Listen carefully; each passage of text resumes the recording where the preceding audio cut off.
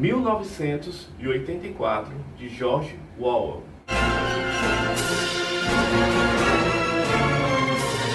Bem-vindos a mais um vídeo do canal Mergulho na História. Eu sou o Figueiredo e no vídeo de hoje vou falar sobre esse livro aqui que é muito conhecido, chama 1984, que diferente do que algumas pessoas pensam, ele não foi publicado em 1984, ele foi publicado em 1949. E outra coisa que é muito pouco conhecido é que o nome do autor, ele não era George Orwell. Isso era apenas um codinome desse autor indiano, que na verdade ele se chamava Eric Arthur Blaine, que nasceu em 25 de junho de 1903. Muito tempo, né, pessoal? Então, assim, existem alguns motivos para que ele tenha, e já é uma curiosidade, e durante esse vídeo eu vou fazendo aqui leituras de alguns pontos, fundamentando o que eu estou falando aqui com vocês no próprio livro. Então, assim, existem alguns motivos para que ele tenha adotado esse outro nome, porque George Orwell, ele, como falei para vocês, na verdade o Eric, ele nasceu na Índia, só que muito cedo foi morar com seus pais. Os seus pais o levaram, ainda com 4 meses de vida, levaram para a Inglaterra, onde lá ele recebeu sua educação. E ele se envolveu em atividade política, era membro da esquerda, tá certo? Do Partido Trabalhista Inglês, e só que ele se identificava como esquerda dissidente, e não a esquerda tradicional, que seria o Partido Trabalhista Inglês. E o que foi que ele houve um forte descontentamento por parte de Eric em relação ao partido, porque na visão de Eric, o partido ele estava adotando práticas que, no intuito de combater o fascismo, estavam propriamente mais fascistas do que aqueles que eles estavam combatendo a pretexto de defender a democracia. Então, o que acontece? Alguns partidos da esquerda inglesa estavam defendendo ou sendo muito a menos em relação às atitudes autoritárias de Joseph Stalin. E a partir desse momento, ele chegou a romper com o partido, tá bom? E também ele participou, tá certo, diretamente na Guerra Civil Espanhola, aos lados dos republicanos, contra o ditador Franco, tá bom? Então é isso. Vamos agora falar um pouquinho sobre a edição. Essa edição aqui, pessoal, da Companhia das Letras, ela tem 414 páginas. É uma edição bonita, muito conhecida. Eu acredito que esse livro, no Brasil, essa versão aqui da Companhia das Letras é a mais vendida. E ela é vendida a um baixo custo, inclusive na Amazon, sobre o conteúdo em si da obra, pessoal. Bom, essa distopia no qual o autor coloca, ele cria uma narrativa, ele cria uma história de um regime completamente autoritário. É importante que eu contextualize o cenário. Bom, nessa obra de ficção, o mundo ele é dividido entre 3 grandes superpotências, ou países ou continentes, digamos assim, que seria a Eurásia, a Oceania, onde ocorre a história, e a Lestásia. Então, assim, o personagem principal desse livro, que é Winston Smith, ele, no caso, ele está morando na Oceania, dentro de um estado completamente autoritário, onde o pensamento ele não é livre, onde a manifestação do livre pensamento ele também não ocorre. Então, assim, é importante também que eu já de cara diga que, para que vocês tenham noção do nível de autoritarismo dentro desse estado, existem televisões dentro da casa das pessoas. E essas televisões, elas servem para observar o que as pessoas estão falando e até interagir com essas pessoas com a perspectiva de cobrar, de prestar cobranças às pessoas. Então, assim, as pessoas assistiam TV, só que a TV também via o que as pessoas estavam fazendo no interior das suas próprias casas. Era um regime completamente autoritário. E, assim, o líder desse país, digamos assim, que era representado na figura do grande irmão, que alguns estudiosos dessa obra do autor colocam como a figura simbólica de Joseph Stalin, o ditador soviético. E aí o que acontece, pessoal? Esse livro ele relata o personagem principal, que é Smith, né?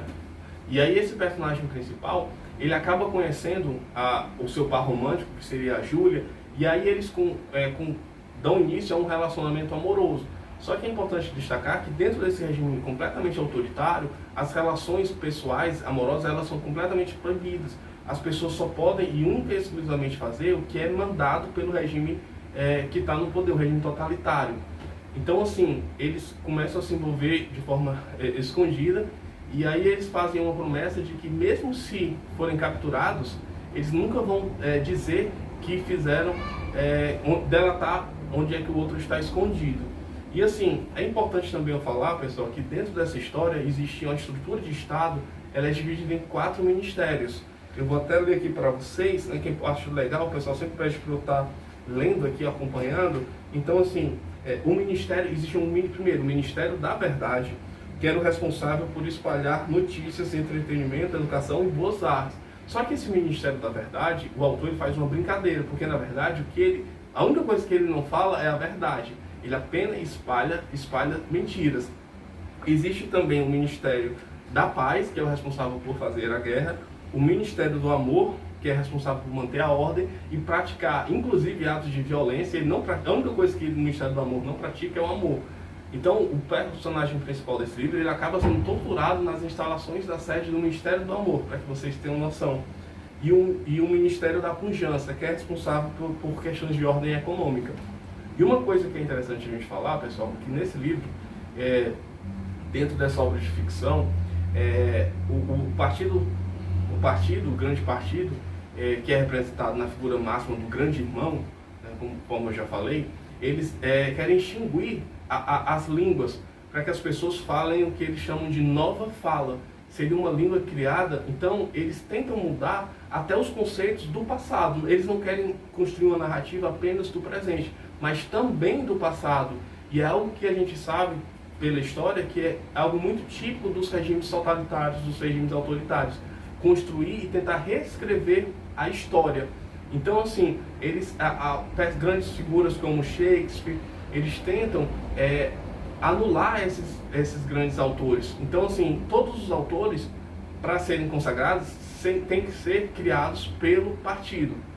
E aí eles tentam dominar a espontaneidade e a consciência das pessoas, né, através, inclusive, da criação de um novo idioma, feito aos moldes e para atender aos interesses do partido. Bom, sobre o personagem principal, Winston, ele conhece Julia, acaba, como eu já falei, tendo um relacionamento com ela, e dentro desse relacionamento eles têm a ideia de entrar em um grupo conspirador no sentido de atacar o partido. E aí eles tentam se envolver e eles acabam caindo numa armadilha, na verdade, e eles são colocados dentro dessa confraria, né, que seria, digamos, essa associação clandestina que queria atacar o regime. Só que eles caem numa armadilha porque, na verdade, eles são próprios membros do partido que fazem isso com eles. E aí o Winston ele é levado para o Ministério do Amor, onde lá ele é torturado, né, acaba delatando inclusive a Júlia, e aí ele é posto em liberdade, e aí ele encontra Júlia. Júlia também foi torturada, e a tortura que eles colocam, pessoal, que eles sofrem é algo realmente muito, muito violento. Eu nem vou falar aqui para não chocar, mas se quiser eu falo aqui nos comentários. Então, assim, eles sofrem torturas e são colocados em liberdade. E aí esse livro, pessoal, é um livro, apesar de antigo, que foi escrito em 1949, é um livro extremamente atual. E, principalmente, é um livro que promove um grande grau de reflexões dentro de como funciona um regime autoritário, onde a essência do regime autoritário é acabar com a espontaneidade. E aí a gente pode fazer a comparação com outros livros. Aí a gente pode comparar com escritos do Primo Levi, que fala muito sobre isso no seu principal livro, que era Assim Foi Auschwitz, que eu já tratei aqui no canal.